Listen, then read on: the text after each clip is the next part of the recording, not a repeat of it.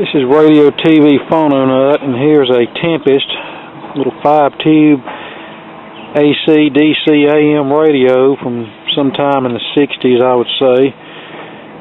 You're probably familiar with these. These were cheap radios that were made in Japan over a period of several years, probably from the late 50s up until the late 60s, early 70s, and they usually sold for under $10. They came in about 1 million different case colors and sold under about 1 million different brand names. Some of them had the knobs placed in a different position, but basically the chassis were all the same in all of them. My mentor back in the 90s, who was an older retired radio and TV repairman, told me that sometime during the late 60s or early 70s, one of the discount stores in town had a ton of these radios left over, and he just wanted to get rid of them because by that time solid state had pretty much taken over and nobody wanted old tube radios anymore. So he bought all what the guy had for, I think he said it amounted to like $1 or $2 a piece, and he said the only reason I bought them was to pull the 5 miniature tubes out of them. And he said, I never even plugged any of them in. I pulled the tubes out of them and threw the rest of the radio in the trash. Because he said getting the tubes that way was cheaper than buying the tubes from the distributor, and that was my whole purpose for getting them.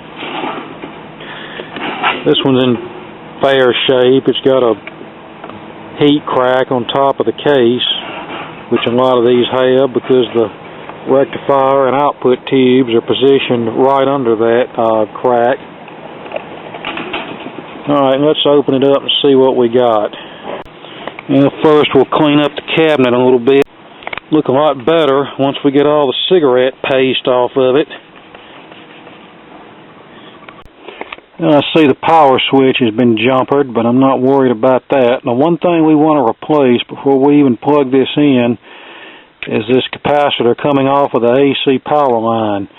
These gray Japanese capacitors are junk by now, and it's not a question of if this is going to blow up and send shrapnel everywhere. It's when it's going to blow up and send shrapnel everywhere. I've seen it happen too many times on these, so the best thing to do is just go ahead and get rid of it before it blows up. This capacitor is so low end that it doesn't even have a voltage rating or a manufacturer's mark on it. It just has .05 ink stamped on it, and that's it. But like I said, these were cheap radios. They were bargain basement.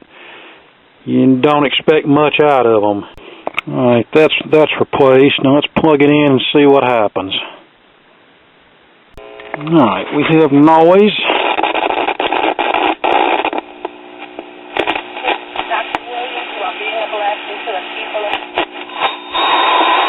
Because only you know.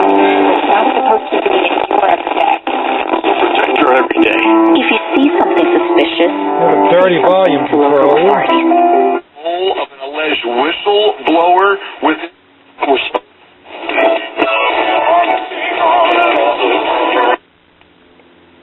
Okay, what happened?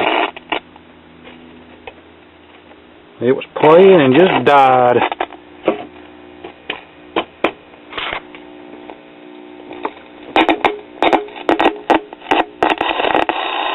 I think that tube socket's dirty. specific. The complaint all in the upper room in one line. It's in Ohio State. Here, so what? We do.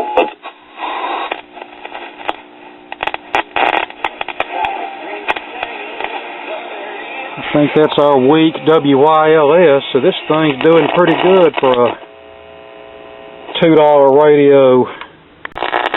Alright, I want to check the audio output tube control grid voltage just to make sure it's not positive. And it's not. We have negative 1.6 volts in respect to the cathode, so I've cleaned the tube sockets, I've cleaned the volume control, the power switch is bad, I just have it jumped. So you'll have to unplug the radio to turn it off and, of course, plug it in to turn it on. I'm not worrying about any of the rest of this.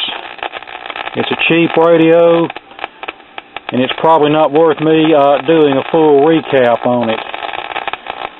I don't think I've ever seen an electrolytic filter go bad in one of these. Usually it was just this line bypass capacitor that blows up.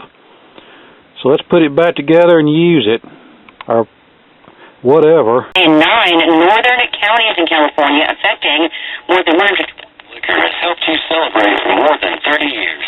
They have the largest selection and the lowest prices.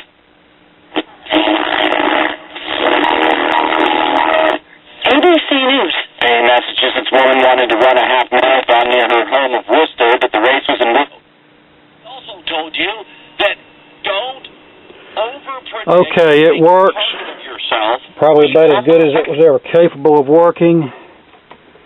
You know, for what it is, it works pretty good, but you know, for something that cost under $10 new, it's not going to be much of a performer. So yeah, I noticed Shango put up a Japanese Lloyd's video that he fixed. I hadn't watched the video yet, so, and then I put up this little Japanese thing, so this must be Japanese radio day.